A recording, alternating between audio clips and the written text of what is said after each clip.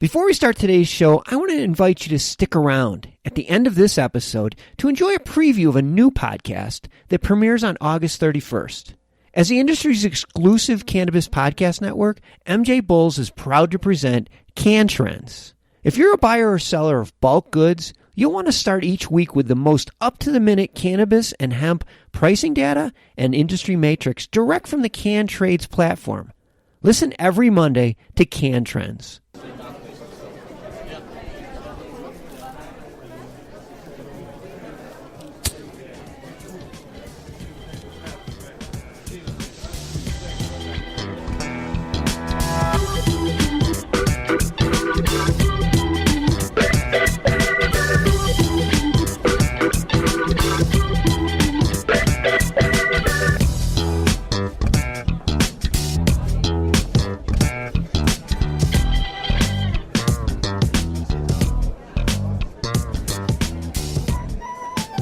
Hello, everyone, and welcome to the Deadhead Cannabis Show.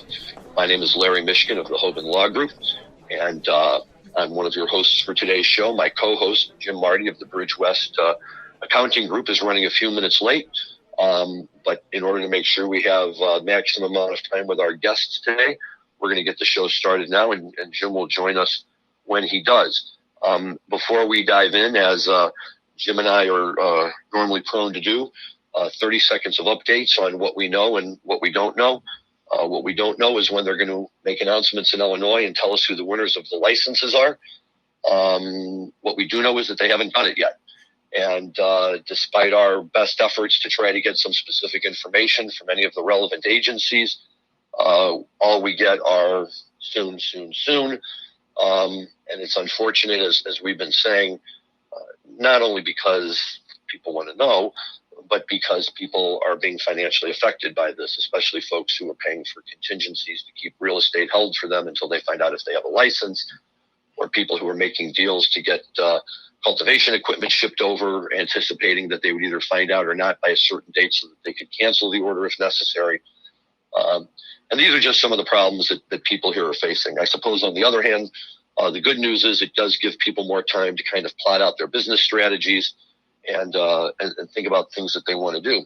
And in that regard, and I think a good tie-in to today's guest, is that many of my cultivation clients right now are taking advantage of this time, and one of the things that they're trying to do is make determinations as to what strains they want to grow if they get a license. And it's not so easy in this industry to just say, well, heck, I want to grow Blue Dream. If you want to grow Blue Dream, you either have to have Blue Dream seeds, you have to have Blue Dream clones, and more important than that, you have to be able to verify that it's, in fact, it's Blue Dream. Or if someone comes and has some interesting marijuana that they would like you to sell, and they tell you that this is great stuff and it has a certain THC level and a certain CBD level and a certain terpene profile, and it all sounds great that you can tell your customers, but how can you be sure and how can you really, really back that up?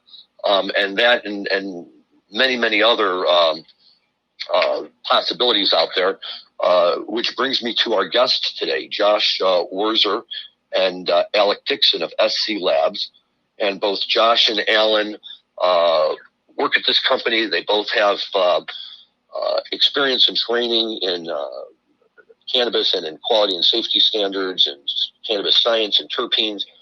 And from our perspective today, very importantly, testing and all the things that are necessary in that regard. So first of all, Josh and Alec, welcome very much to today's show, and so glad you guys could be on. Yeah, thank you for having us. No, we're glad to have you guys. And as we were talking about the three of us just prior to starting our taping today, this is becoming a very, very timely topic as people are really, really interested in genetics all of a sudden. For instance, here in Illinois, we have the medical people who have been doing it for a long time, the Crescos, the GTIs, and they have huge 100,000 square foot facilities. And as a result, under the new adult use laws, they got matching 100,000 square foot cultivation facilities for all of their adult use planting. The 75 licenses that are about to be awarded, or excuse me, the 40 craft grow licenses that are about to be awarded are craft grow, which by definition under Illinois law means you can only grow on 5,000 square feet. So the standard thinking here is that you can't compete with the big boys growing the standard strains. It's all going to be about genetics and really making your mark on the market by bringing to market those types of specialty strains. But as any of us who have ever dealt with a guy in the back row of a Grateful Dead concert who has a backpack full of stuff knows, we never really know for sure exactly what we're getting. And that's where you guys come into play. Can you tell us, please, first of all, a quick little bit of background on both of you and what brought you into this business and exactly what it is that SC Labs does, what it's, designed to do, and kind of what your goals are with it going forward. Okay, well, so I guess I'll go first. This is Josh again, but I'm a chemist by training, and I was my background is I did some pharmaceutical research and development out of college. Then I went on to work for Samsung doing electronic materials research and development, so developing sort of the materials that computer chips and displays and things like that are made out of, and sort of took an interview and then ended up taking a position kind of on a lark at the very first laboratory that would do cannabis testing in the States or anywhere, I guess, for that matter, for medical marijuana patients. And this is 11 years ago, and it was a lab in the East Bay area, and they just opened their doors. They needed a laboratory director, and I went in for an interview. I was kind of unhappy with my job, took the interview, and they offered me the position, and I sort of looked at it as something I would do as a bridge job, leave it off my resume, and go get a real job as soon as I found something. And 11 years later, it's still what I'm doing. So left that place obviously shortly, about a year into that position, after Alec and I were friends, and kind of through that, through working at that position, and he was working in the industry, and I'll let him kind of explain that. We'd done a lot of talking big about how we should do something similar, but do it differently and do it better, and sort of more focus on bringing kind of all of the analytical capabilities that are available in other industries to the cannabis industry, and sort of bring that same type of rigor to the cannabis industry, and concentrate and focus on kind of more of the safety assays, as well as terpenes and things like that. And so we did that. We left. I left that lab, and Alec left his position, and we had two other partners to start with, so there was four of us, and we started SC Labs in 2010, and have been doing that ever since. So we're in California. We're located in Santa Cruz. Now we also have a lab just outside of Oregon in Tigard, and and so we've sort of I think over the last 10 years been able to see the cannabis industry really mature from a really cool vantage point. Sort of everyone comes through the lab one way or another, and even before kind of mandatory testing, all of the big players and the real kind of innovators and people pushing the boundaries in cannabis, we're probably doing a lot of testing, and our lab was, I like to think, one of the sort of larger or kind of more fully outfitted labs out there from the beginning. So it's been really cool just kind of to have the vantage point we've had, get to interact and sort of help kind of develop some of these products in one way or another, and sort of interact with kind of the biggest movers and shakers in the industry over the last 10 years. Wow, that's very, very exciting stuff. Alec, how about a little bit of background on yourself? Yeah, so I'm originally from Roswell, New Mexico, and when I turned 18, I joined the Navy, and I was in submarine duty, 5 years in the Navy, and I ended up getting out of the Navy. That was from 2001 to 2006. I was actually in boot camp right before August 16th of 2001, so right less than a month before September 11th. But yeah, I did spend 5 years in the service on submarine duty. And got out of the Navy in Virginia Beach, and met my now ex-girlfriend, but one of the most influential females I've ever met in my life. We started dating. I got out of the Navy, saved up money, moved to California, and then moved up to essentially moved to Santa Cruz, where she was originally from. And when we're having a hard time finding jobs and a place to live, we moved up to Laytonville, about 5 miles north of the hog farm, Bob Barsotti's spot, up in Northern California. and had an amazing space called Area 101. And a gentleman named Tim Lake became, my born again weed father, one of the most influential people in my life, and kind of introduced me to cannabis and organic.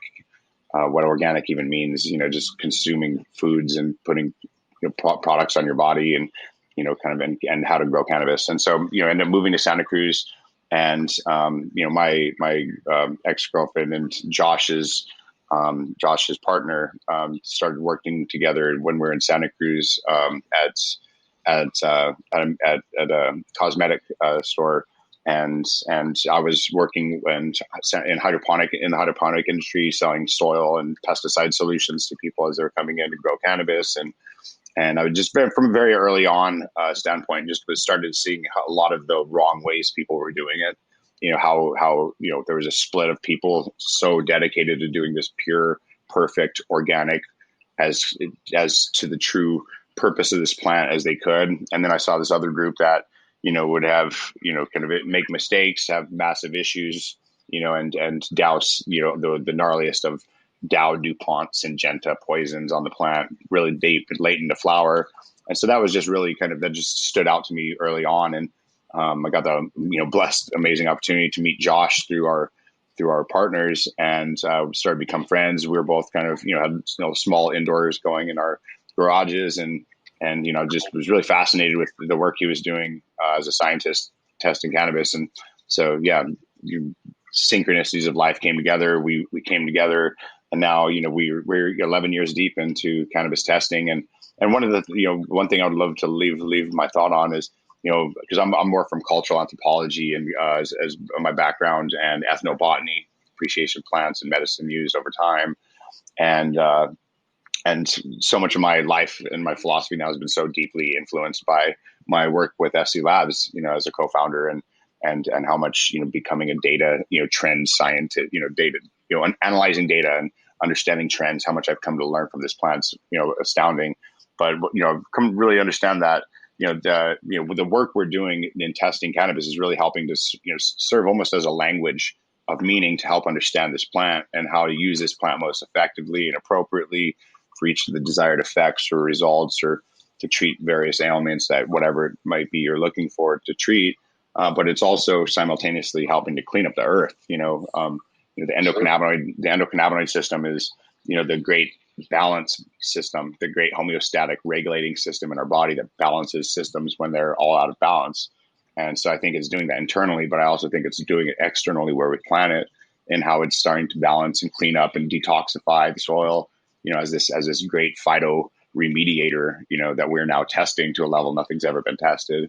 So it's really cool. And I feel like the role we're doing, the role we serve is really helping to empower, and really substantiate organic, and kind of really to bring to the awareness what else we're putting into our bodies, and what types of poisons are on them, and cannabis, and like just the how cannabis is now being tested. It's cleaner than food, cleaner than water in a lot of cities and areas, and so it's and we're doing it, and it's working, and and we could hold other consumer industries to similar accounts.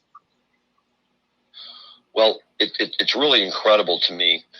And this is one of the other reasons why I like partnering with Jim Marty, is that as a guy who came of age in the late 70s and early 80s, the biggest decision that ever faced us, assuming we were even in a position where we got to make a decision, was Colombian, Kai stick, this, that, whatever they were calling it at the time. No strains, no indica, no sativa, no terpene profiles, no nothing. It was just marijuana. And we loved it. We had a great time. And, it's kind of funny that now it's gotten to this point where, it's on the one hand, it's absolutely fascinating and amazing to see all the different ways and all the different things that can happen to this plant and all the uses that you can make of it. But it just I have to say, it just cracks me up a little bit from going to, just the drug of choice to hang out and, listen to the Grateful Dead to now really becoming something that's, in some circles, people are saying that it could very well lead to the key to stop the coronavirus. Yeah. And I think in some ways you maybe had in some ways more diversity back then when you weren't taking it seriously. I think over the years, as cannabis breeding has become more specific, and I think maybe one of the disservices the laboratory testing industry has done to the cannabis industry, or the plant itself, is that with testing and more visibility into the kind of chemical constituents in cannabis, breeders have kind of responded, I guess, to market demands. And once we started putting a number to cannabis, well, then bigger is always better, and people started kind of racing to produce the strongest or the highest THC plants they could produce. And I think we saw what diversity was left after the drug war in kind of the cannabis genome.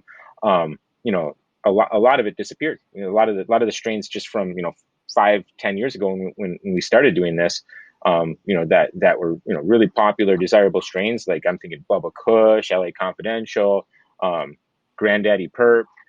Most of the purples that were really interesting, had really great flavors, and kind of produced these unique kind of interesting highs. A lot of those have gone away because they don't test 30% THC, or they don't test 25% THC. So, I think things have gotten more sophisticated. As a scientist and someone who kind of really appreciates the uniqueness of this plant to produce so many bioactive and potentially medically beneficial compounds. I celebrate kind of the sophistication that we're getting out of cannabis, but in some ways I do think we've lost something along the way, and I think that's why Alec and I are pushing so hard to really highlight the terpene content of plants, and to push for producers of cannabis to really look at the terpenes as their quantitative quality indicators, rather than just kind of absolute THC percentage. I don't judge my wine's quality based on the alcohol content, at least not since I was 18.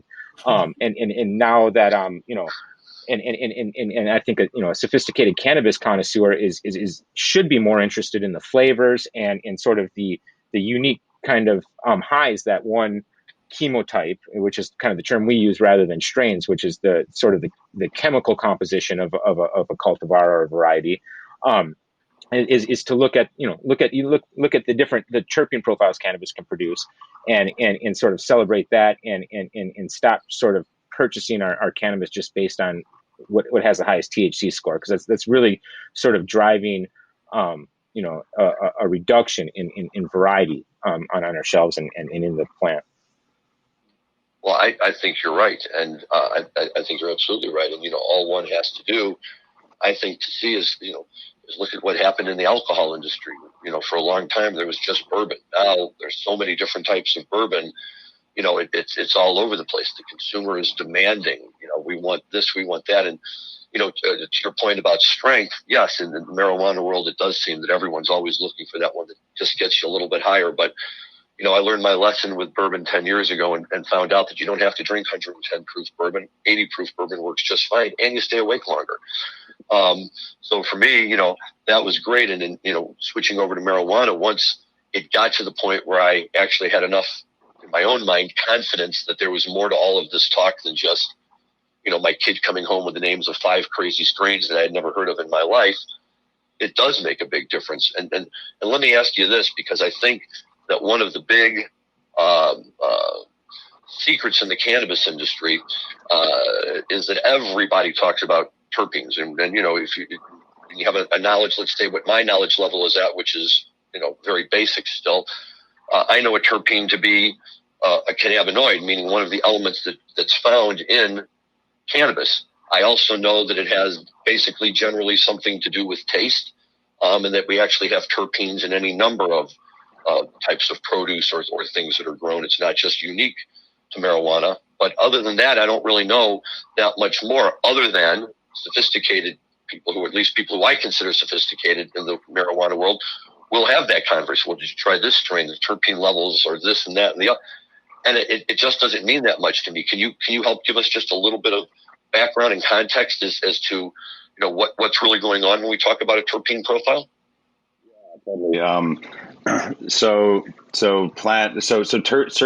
Terpenes produced by plants, they're natural plant defense mechanisms produced that either lure in pollinators, repel predators. Terpenes produced by trees actually have an effect on calling in the rain, which is something I just actually recently learned. But terpenes are kind of like the love language of nature, in a way, and the way that they kind of call in or cast out. And so terpenes kind of, and the way they interact with our olfactory system and our olfactory nerve, and certain smells call us more than others, and we're also very different, for so many very different reasons. And so it's really important, I think, to understand, because everybody's talking terps and talking terpenes without really understanding what it is we're talking about. And Right. And it's pretty basic too, because with cannabis, we've embarked over the last, so since about 2013, we launched terpene testing, and since from then till now, we've done over about 120,000 terpene tests plus since. And so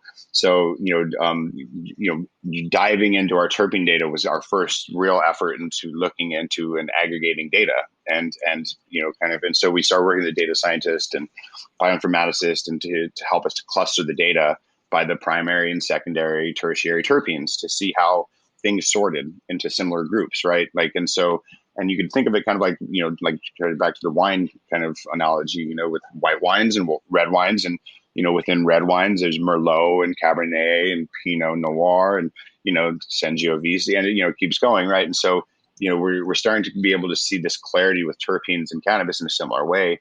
And so, we test for over 30 plus terpenes, right? But really what we see is there's about 5 to 9 terpenes that define everything we've ever tested, the 90+% of the majority of the content, the terpene content within the plant, we see within, these 5 to 9 terpenes. And so really, to understand cannabis, and to understand the way cannabis classifies and sorts by primary terpenes is to understand 5 to 6 terpenes. And so it's this and that's a lot easier, for the average consumer to understand and to pick up on, and Sure. so really we're and most all of them are monoterpenes. There's monoterpenes, sesquiterpenes, and basically there's more isoprene units. Monoterpenes have least, and I wouldn't even try to get into this. This is Josh Bill's house, but essentially more isoprene units means higher boiling point. So lowest isoprene unit terpene is the monoterpene, and most of the primary terpenes in cannabis are monoterpenes. So myrcene, terpinolene, limonene, pinene. Those terpenes are mono, and then there's sesquiterpenes, and they have higher boiling points. But the reason why I bring up this mono versus sesqua is, at room temperature, you start losing monoterpenes. If you ever go into a field of cannabis in the middle of the day that's, ripe and ready to harvest, and you smell the strains in the air, it's because the terpenes are boiling off off the plant, volatilizing and going into your nose, and your olfactory system's picking them up.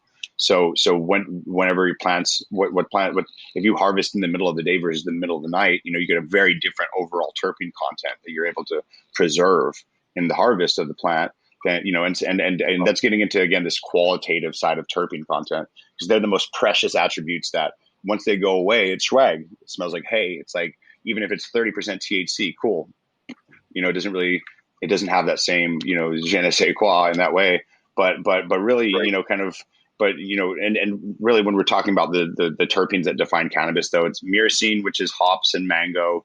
That's like the fruit smells. So like the blueberries and cherry AKs and the tangies and forbidden fruits and the purples and a lot of the tropical fruit smells like mangoes and papayas and dream queens, all that stuff. That's myrcene, and that's the most predominant terpene. Then there's limonene. Limonene's more, so myrcene's more on the sedative side. Beta caryophyllene it's the peppery, earthy terpene. It's what's in a lot of the Girl Scout cookies and sherbets, gelatos, all that. That's on the relaxation side of it. So those two terpenes are more related to relaxation and sedation, whereas limonene, which is citrus, pinene, which is pine, and terpinolene, which is like lilac, patchouli. Those 3 terpenes are more on the uplifting, cerebral, inspiring, kind of creative side of the spectrum. And so knowing those terpenes, you can essentially categorize all strains. Sorry, go ahead, Josh. Well, and I just kind of wanted to, I guess, try my best at describing kind of the chemistry that's going on there, because cannabis, I think, is really a unique plant, because it is sort of like this terpene factory, and these terpenes are like Alex said, they're found in most plants in nature. They're when you think of the essential oil of a plant, you're actually thinking of the mixture of terpenes that gives that plant its unique aroma. And these, like Alex said, since many of them are very small, they're easily they're easily volatilized, or they go into the air, and you smell them. But the cannabinoids themselves are actually just specialized terpenes that only cannabis produces, or now we're finding some other plants that produce cannabinoid like compounds, but they're just very specialized terpenes. And the terpenes begin with small chemicals that are sort of like, they're called isoprene units, like Alex said. They're sort of like the small Lego blocks, and you can make very complex molecules from these isoprene units, or these sort of building blocks to the terpenes. And so the cannabis plant produces limonene just like lemons. It produces myrcene just like hops. So it produces a lot of these terpenes that are produced in these other plants. And many of these terpenes, just like the cannabinoids, are bioactive. So they do things in our body. So they don't just smell good. And so that's what's potentiating the effects of THC or the other cannabinoids you're ingesting. So and that's why one strain from the next has a slightly different effect. But and then just to kind of give you an idea of the constituents of cannabis, a really good cannabis flower is going to test somewhere around from 20 to 30% in THC content by dry weight. You take a cannabis flower, you dry it out, 30% of the weight of that flower to 20 to 30%.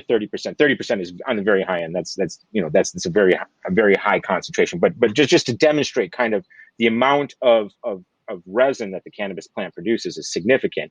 And then somewhere between 0.5% to 1.5%. Sometimes we see strains that go even higher on that, of the dried cannabis flower is going to be terpenes, other than the cannabinoids. So all the other aromatic terpenes that are going to give it its smell, its flavor, and then and that's in the dried plant. But like Alex said, if you cut down a fresh plant, you're going to have a lot, significantly more terpenes as concentration of the overall plant. So this is always my problem on the show, is because I start talking about one part of the topic that we're talking about, and I could talk about it all day.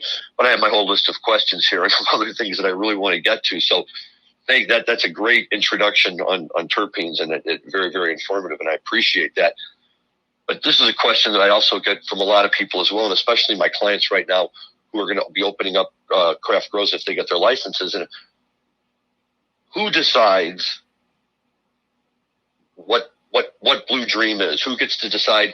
And this kind of ties in. I know you guys have talked about national standards, both from the safety end and all of that, but also specifically kind of from this idea of having uniformity, so that if we have somebody says, I'm selling Blue Dream and I really like it, and I'm in California, and then I wind up in Illinois and I want to go in and buy Blue Dream, how do I have any idea that it's the same? How does that work in this industry? Well, scientifically, we have multiple ways that we can sort of define a strain, and certainly there's plenty of qualitative ways, and certainly it's been an issue in the past with kind of sort of strain standards like you're talking about. But scientifically, I can define a strain as a chemotype, which is sort of the sum of the chemical constituents of the plant. So for a Blue Dream, we can set standards for the cannabinoid content. How much THC does it have? How much CBD does it have? How much CBG does it have? And then what are the terpenes and what are the ratios to one another? So, is it a myrcene dominant, with pinene as the secondary terpene? That's a Blue Dream. And then beyond that, if a breeder is looking to develop a new strain or chemotype or chemovar, or there's multiple ways to sort of words you can use to define a strain even, then they can develop that strain, and then have it genetically fingerprinted, and there's multiple ways you can do that. But they can now it's the those types of technologies have come down in cost to the point where they're within reach of cannabis breeders. And shoot, nowadays cannabis breeders are as well funded as anyone else. But even kind of the old school garage breeders can afford to, you can sort of fingerprint a strain for a few $100, and then then you have a definitive answer on what constitutes that strain. Well, it's the genetics. So I think from a scientific point of view, those are the two best ways. Now, there's certainly a lot of qualitative ways.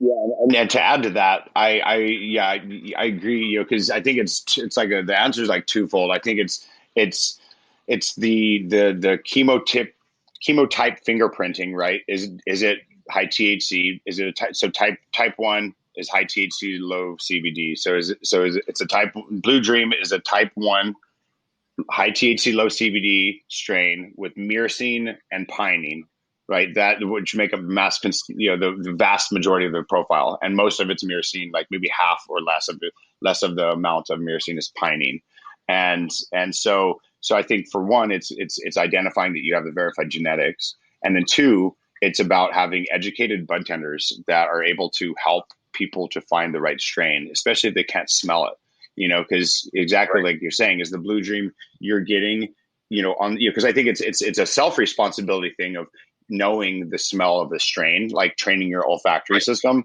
to like know that, okay, myrcene is that fruity kind of smell, right? So that is and once you kind of can further, and a bud tender further can identify, okay, there's all these fruit strains, tangy, forbidden fruit, mango, Blue Dream. What differentiates Blue Dream among those strains is the little bit of pinene it has, and so being able to, for one, know that, just train your nose on these 5-6 primary terpenes, and to be able to help kind of guide people to that, because it's where there's so much suggestive selling and that happens of pushing strains that are called certain names. And then there's also a lot of placebo effect pushing that's happening there, because a lot of people are getting Blue Dream thinking it's this myrcene strain, but then they're getting like a terpenylene dominant, like haze strain that, because somebody thinks that Blue Dream is a sativa, so they're giving them this strain that they think is a Blue Dream, or is on the sativa end. But that's like a totally different terpene, and that could have a very negative effect on somebody, or it could influence the placebo effect. But it's just so complex, and I just think there has to be a lot more accountability in the leadership of the community to take terpenes seriously, and to to do the plant justice on the level that the plant's here for us to give it justice. And it's to be intelligent in how we speak about it, and to push the boundaries of the ignorance and the misinformation that we just ignorantly perpetuate.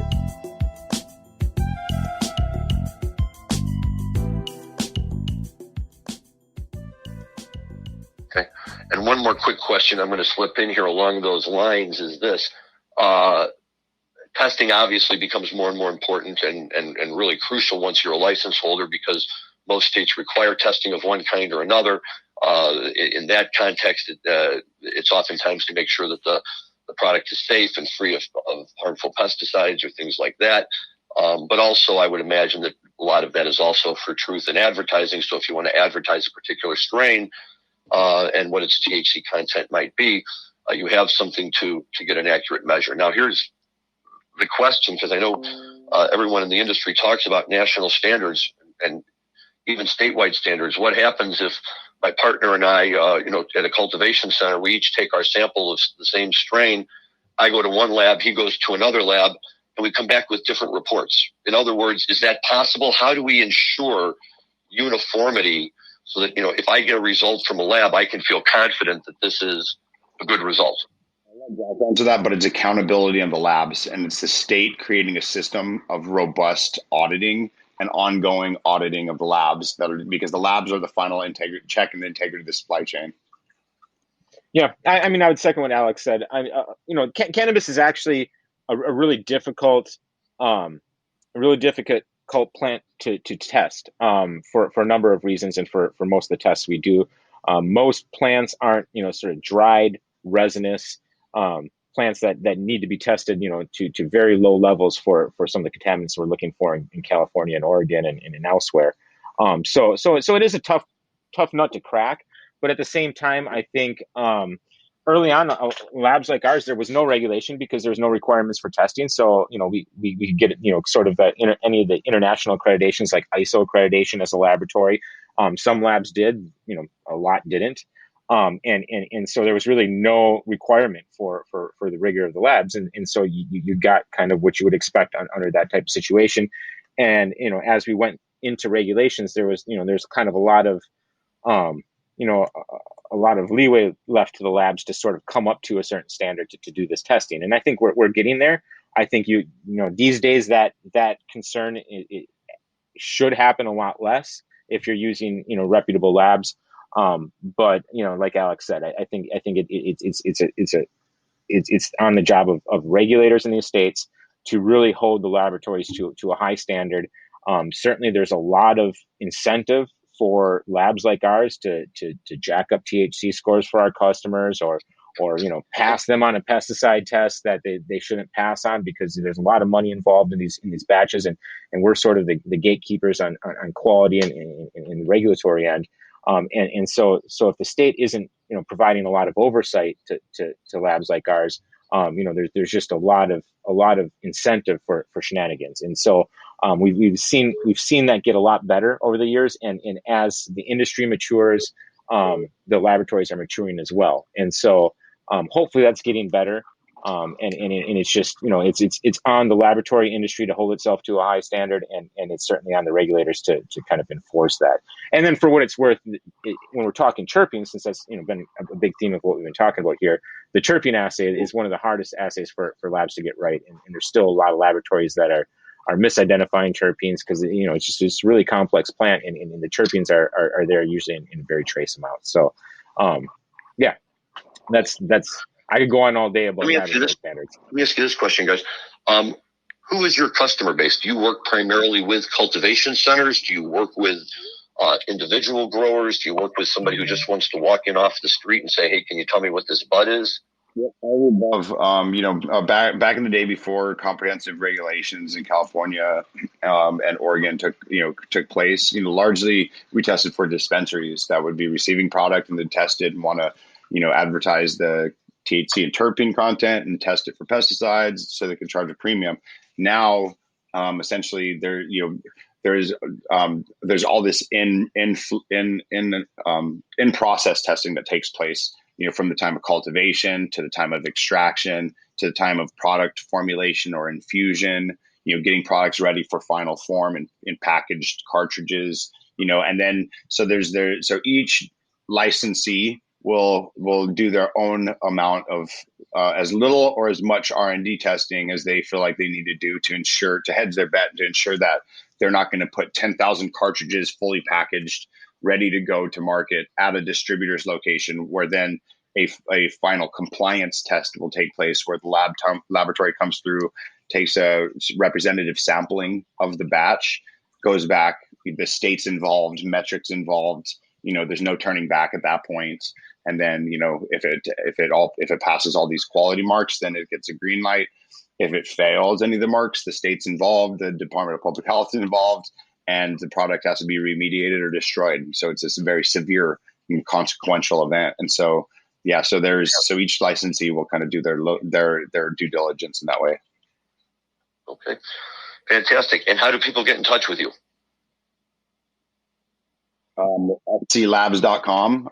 We're on Instagram _SCLabs, Twitter SC Laboratories, and also on Facebook. We try to kind of keep it relevant and put out information that's helping to educate kind of consumers and all those that are in service to cannabis, to understand and the science of cannabis and how to engage with it, to learn how to optimize whatever it is you're doing in life. And we're talking with Josh Wurzer and Alec Dixon. Jim, welcome to the show. And what's going on with you? I just landed at Logan Airport and drove out here to Worcester, where I'm consulting on a large cannabis cultivation. Very nice. Very nice. Well, Josh and Alec have been kind enough to kind of walk us through the world of terpenes and testing and trying to set up some consistency standards across the country, to really bring some accountability to the industry. What experience, Jim, do you have in terms of working with people with testing labs? We have several labs as clients for Bridge West as a CPA firm. I'm not a scientist by any means, but I know that, and maybe these gentlemen can chime in, Alex and Josh. I know that heavy metals are a bit of a concern. Tell us about that, and how do heavy metals get into cannabis plants? I guess that's my first question. I would love to answer that. One of my biggest roles within SC Labs, going back since 2018, or actually 2019, when heavy metal testing kicked in, is to help people identify and do root cause kind of analysis to trace back and figure out where and how heavy metals fails come about. And so I've learned quite a bit about the topic, and so. And I've actually learned quite a bit about the topic from one of Josh and my dear friends, Roy Upton, who's the executive director of the American Herbal Pharmacopoeia. And so cannabis and hemp equally, they're this great phytoremediator of toxins from the soil. And so they accumulate toxins. And so heavy metals, most of the heavy metal accumulation that occurs within cannabis happens within the roots and the shoots of the plant, not necessarily in the fruits and the flower. So why do heavy metal fails on flower happen? Right. And so what we see kind of across our data since 2019 is, there's about 2 to 3% fail rate across all heavy metal testing we perform on flowers, extracts, infused products with cacao in them and stuff like that. We see lead almost exclusively is an issue with manufacturing and kind of what the cannabis and terpenes are being stored in, leaching that takes place from Chinese manufactured hardware, kind of from shitty Chinese glass that kind of leaches metals. There's a lot of sources where metals, styrofoam. Styrofoam has incredible amounts of heavy metal in it. So if it's sitting on tincture vials that are coming to the United States, sitting on styrofoam, each one of those vials has lead on it. So that's one thing. And then so as far as flour, where fails in flour come from everything we've seen, there's about 2% fail rate that happen. 1% is for arsenic, 1% separately is for cadmium. And in pretty much every instance where we've, so fail rates are really low on flour, right? So even though heavy metals you can test in any sample of soil, but again, most of the roots and the shoots are accumulating the metals. But the failing flower happens from whatever's being foliar applied to the plants, right? So foliar application of metals can either happen directly or indirectly. Like indirectly would be, say, you're outside in a really high wind corridor area, you're growing full sun outdoor, and metals get gusted up from the soil and just dust your sticky plants. You just foliar applied indirectly metals right onto your sticky plants. So fails can happen that way, and then they can also happen through what you're spraying on the plants. So I integrated pest management, pesticide sprays, all these inputs that people might spray every week on the foliage of their plants.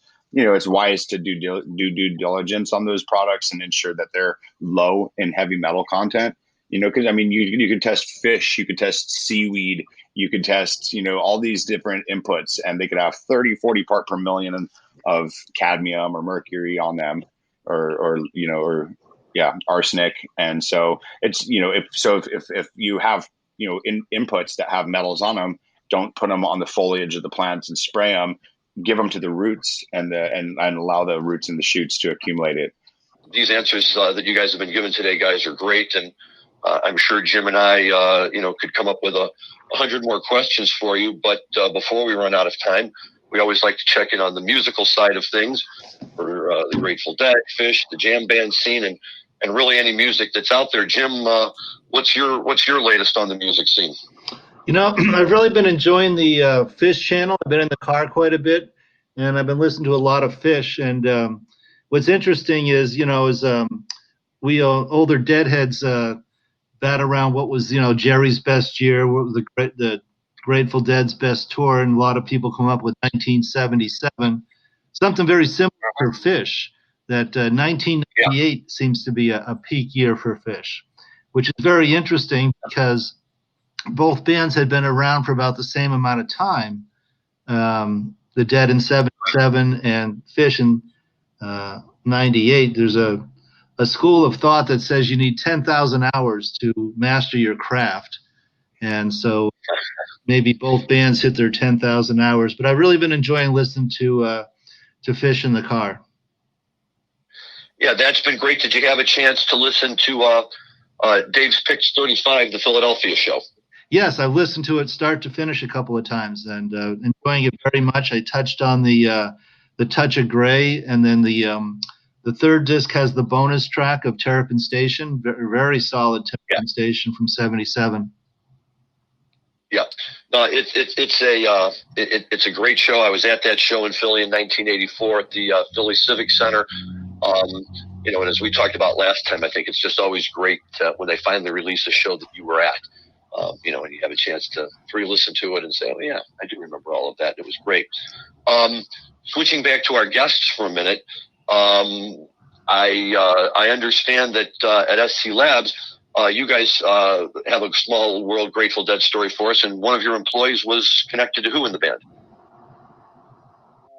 So we were blessed to be friends with and to know Bill Kreutzmann's daughter, Bella, stepdaughter. Bella was a great laboratory technician and scientist that worked with us at SC Labs for a couple of years. She has since kind of moved back to live with her family in Hawaii. But yeah, very kind of synchronistic, random little ad in there.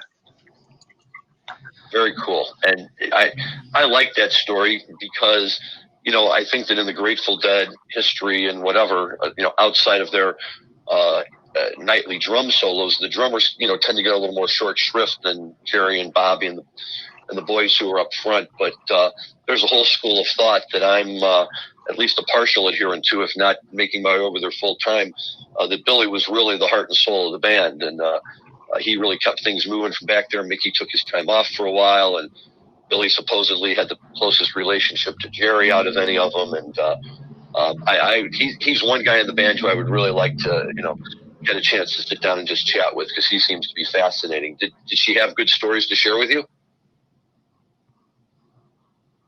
I worked up front. I was less. She was more in the laboratory, kind of in her zone in the science. So but aside kind of hanging out, here and there, I never really got, the opportunity to be able to get any of the stories. Well, it's always, look, that's like I say, in this world, that's one of the cool things about the Dead is you never have to swing a baseball bat very far to hit somebody who's got some connection, some story, some 2 or 3 or 4th degree of a separation. And Jim and I have talked about those stories a number of times, clients and business people. And in fact, just a few weeks ago, we had on the show one of the attorneys who I work with, Bob Hoban, the head of the Hoban Law Group. And, Bob likes to play a game where when he gives his professional presentations, he tries to mix in as many Grateful Dead lyrics as he can along the way. And it just, it makes it great fun for us. In your work, though, I know you were talking a little bit earlier about, celebrities and stuff like that. Do you have, musicians who would drop in on you from time to time to get your thoughts on what was available in the marijuana market? Yeah, I mean, in even just living in Santa Cruz, you can't help but kind of overlap with Grateful Dead history. I used to live in a place just outside of Santa Cruz called Lompico, and we were right down the road from I guess Jerry Garcia's aunt's house, where apparently he was chopping wood as a young child, and that whole story, and there was a house owned by Janis Joplin out in the woods that you kind of had to hike to that we'd throw parties. So I mean, there's just all of that's kind of this is sort of San Francisco's playground, still is, and so you run into that all the time, and shoot, I mean. The Sound Tribe guys are from Santa Cruz, so I know you guys are Grateful Dead and Fish guys, but can't help but cross paths with those guys. I was in Zach. Yeah, they're at our Christmas party last year. So but yeah, and so I guess there you go. That's a crossing path, and we 2 of the members of the Wu-Tang Clan shot a music video in our laboratory. That was pretty fun. And then afterwards we had we had a pizza party and birthday cake. It was our sales guy's birthday, and Killer Priest and Ghostface Killer saying happy birthday to our sales guy, and that was a little bit surreal. So yeah, it has been fun as well working in this industry, because you definitely, not only do you get to cross paths with some of the kind of the luminaries and kind of the forward thinkers of the cannabis industry, but there's a lot of overlap between kind of the artist community as well. And so and I think both me and Alec have done a lot of that, and certainly have spent a lot of time kind of in the whole kind of festival scene through the years, which kind of started for me with the jam bands, and then kind of went a lot to kind of more of the electronic music as well, kind of big into kind of music producers, and I think it's kind of cool how sort of the composers have had their moment here a little bit. I know people are kind of polarized on the whole electronic scene, but for me, I think it's really cool that that it celebrates sort of the composer. And I'm sorry, real quick, I just wanted to add in. I apologize. I just wanted to add in just paying respect and giving thanks how much the plants, cannabis, plant medicines, the psychedelic kind of influence of culture, and how much the sound of music has been able to really kind of help progress both in certain ways across time. Very good point, Alec. And yes, I've seen Sound Tribe Sector 9 several times at Red Rocks on a multi-band evening, 3 or 4 bands, and they kind of have both a foot in both camps, electronic music as well as the jam band scene. So they're a little bit of both. Yep, I like them too. They're a lot of fun. And you guys keep talking about Santa Cruz, and my greatest regret in my life is that I didn't discover UC Santa Cruz until the second semester of my senior year of college, when I went out there to visit somebody. And I thought, why didn't anybody tell me about this place when I was applying to college? But it was beautiful. I love Santa Cruz. Went for a ride on the roller coaster down on the pier, and it was quite an experience. I was actually a junior transfer into UCSC. I went to Cabrillo College here in Santa Cruz for 2 years, and I did a junior transfer to UCSC. And then that fall in around October, I ended up not continuing because we opened up SC Labs, and that was back in October of 2009. Yeah, so you've been your lab has kind of been right where it needed to be starting in 2009, 2010.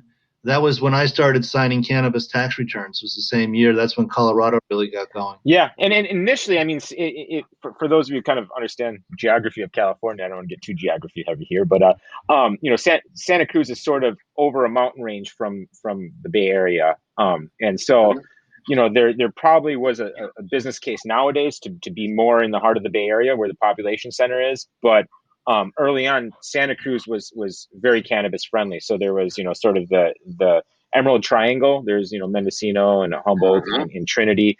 But then Santa Cruz County was also very friendly and had very liberal cannabis laws. And I mean, nationwide, the cannabis movement got its start in a lot of ways in Santa Cruz with WHAM, and certainly we've been really involved with WHAM from the beginning. And all that happened here that led to the referendum in 1996. For Prop 215, and so we've definitely kind of we chose to stay here, not just because we lived here and opened the lab here, but also just because back then we didn't know if the laboratories were still highly illegal, and we didn't know if we were going to get arrested on day one from opening the lab, as sort of as a drug processor or something like that. So we chose Santa Cruz sort of for the safety it provided as well. We covered this, but as we wrap it up today, why don't you give people one more chance to be able to contact you if they want to do business with you on testing, if they're in your area or not. Go ahead and tell us about your website and how to contact you. Yeah, so we test kind of cannabis and hemp in California and Oregon. We test hemp nationally. You can contact us anytime at info@sclabs.com, sclabs.com. You can also find us on social media, like Instagram _SC Twitter, I believe is SC Labs or SC Laboratories, and also same on Facebook. But yeah, really grateful to be here, and thank you for having us. Well, thank you very much. And that just leads me to one more question. You take samples from all over the country? For hemp. We do hemp testing across the nation. my next question was, how did they get it to you?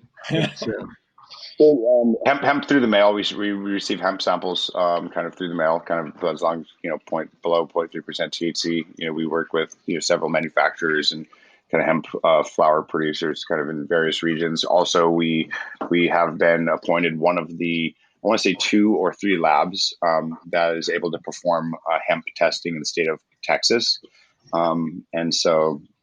Yeah, so we're sanctioned and commissioned kind of in the states of California, Oregon, and Texas, to do testing for hemp kind of as part of the state process. But we also do receive samples testing for hemp, people doing different kind of processing or sourcing or infused product making, stuff like that. Yeah, but please don't just send us samples. We'll give us a call and we'll set it up. And definitely don't mail us any cannabis from outside the state. We're right. Yeah, thank you.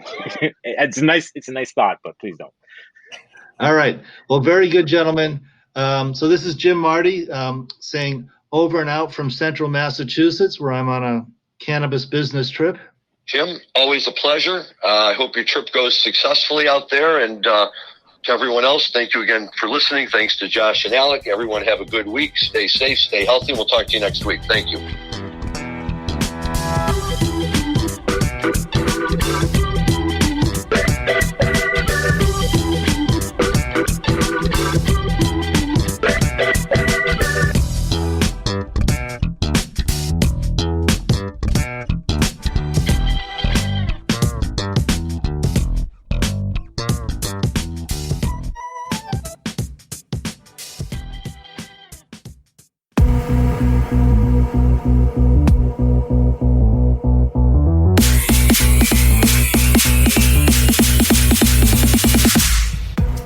Hi, my name's Mark Rastelli. I'm the CEO of CanTrade. We're the everything business-to-business marketplace for the cannabis and hemp industries. I'm excited today to tell you about our new podcast, Can Trends, where we break down industry metrics and pricing data directly from our platform to give your business an eagle-eye view on what's happening to the products in your industry. If you buy or sell bulk goods in the cannabis or hemp industry, our podcast is a must listen that you can use that week to direct your sales team, to understand where the industry is going, and even figure out what you want to plant next season. Tune in every week on Apple Podcasts, Spotify, or wherever you find your podcasts, and we'll give you an eagle-eye view and even a chance to land some new contract opportunities. We hope you join the CanTrade Network, where your business can trade easy.